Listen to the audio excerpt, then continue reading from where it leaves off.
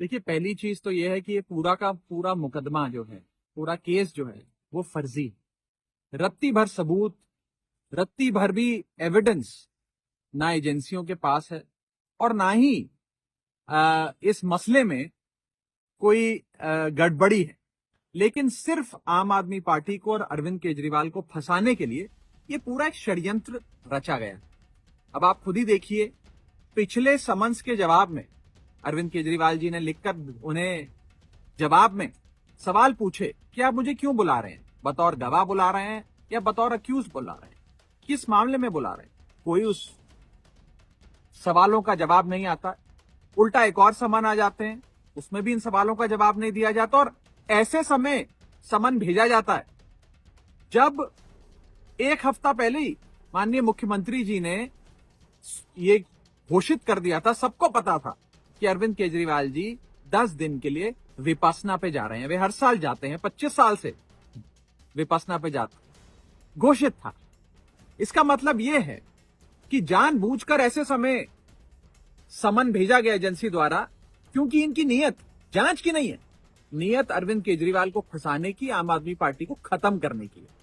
और वो क्यों है, सवाल ये, वो इसलिए है क्योंकि भारतीय जनता पार्टी अगर किसी से डरती है तो वो आम आदमी पार्टी से डरती है।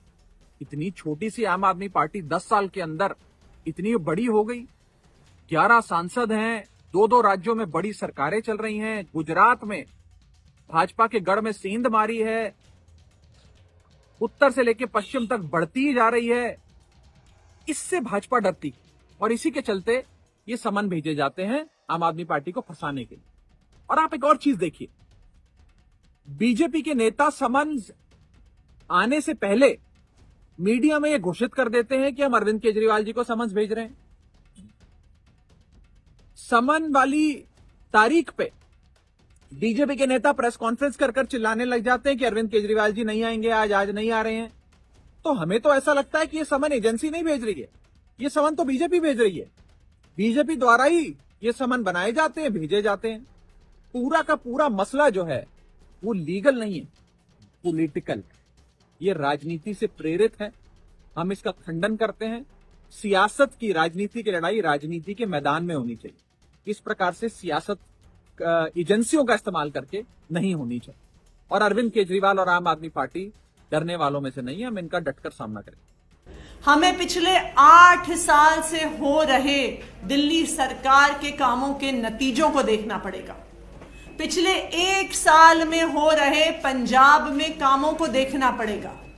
चाहे वो बिजली हो, चाहे वो पानी हो, चाहे वो स्कूल हो, चाहे वो अस्पताल हो, जहां जहां पर आम आदमी पार्टी की सरकार बन रही है वहां पे बड़े बदलाव आ रहे हैं। भारतीय जनता पार्टी ने देश के इतने राज्यों में इतने सालों से सरकार चलाई है, पर आज तक वो 24 घंटे बिजली और मुफ्त बिजली नहीं दे पाए हैं। भारतीय जनता पार्टी ने इतने राज्यों में सरकार चलाई है, लेकिन कहीं पर भी वो प्राइवेट स्कूलों से बेहतर स्कूल नहीं दे पाए हैं। भारतीय जनता पार्टी ने इतने राज्यों में सरकार चलाई है, लेकिन वो मोहल्ला क्लिनिक जैसा मॉडल, जहां पे हर व्यक्ति को फ्री इलाज मिलता है, फ्री दवाई मिलती है, फ्री टेस्ट मिलता है, आज तक देश के सामने नहीं रख पाए हैं। क्योंकि भारतीय जनता पार्टी आम आदमी पार्टी से लंबी लकीर नहीं खींच पा रही, क्योंकि भारतीय जनता पार्टी आम आदमी पार्टी की गवर्नेंस को नहीं मैच कर पा रही है, और क्योंकि भारतीय जनता पार्टी को लगता है कि ऐसे बिजली, पानी, स्कूल, अस्पताल के काम से ना सिर्फ दिल्ली और पंजाब, धीरे धीरे आम आदमी पार्टी पूरे देश में फैल रही है। तो आम आदमी पार्टी की इस ग्रोथ को रोकने के लिए, आम आदमी पार्टी की बढ़ती हुई लोकप्रियता को रोकने के लिए, आम आदमी पार्टी के बढ़ते हुए चुनावी ग्राफ को रोकने के लिए भारतीय जनता पार्टी एक एक करके आम आदमी पार्टी के नेताओं को गिरफ्तार कर रही है। चाहे वो सत्येंद्र जैन हो, चाहे वो मनीष सिसोदिया हो, चाहे वो संजय सिंह हो।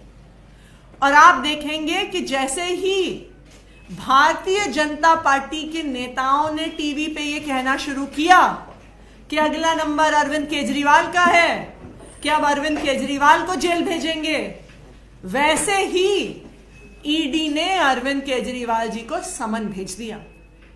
तो ये पूरा देश देख रहा है, ये जग जाहिर है कि जो समन अरविंद केजरीवाल को आया है, ये ईडी का समन नहीं है, ये किसी इन्वेस्टिगेशन का समन नहीं है, ये भारतीय जनता पार्टी का समन है। ये भारतीय जनता पार्टी के डर का प्रतीक है। ये भारतीय जनता पार्टी जो आम आदमी पार्टी की गवर्नेंस को मैच नहीं कर सकती है, ये उसका प्रतीक है।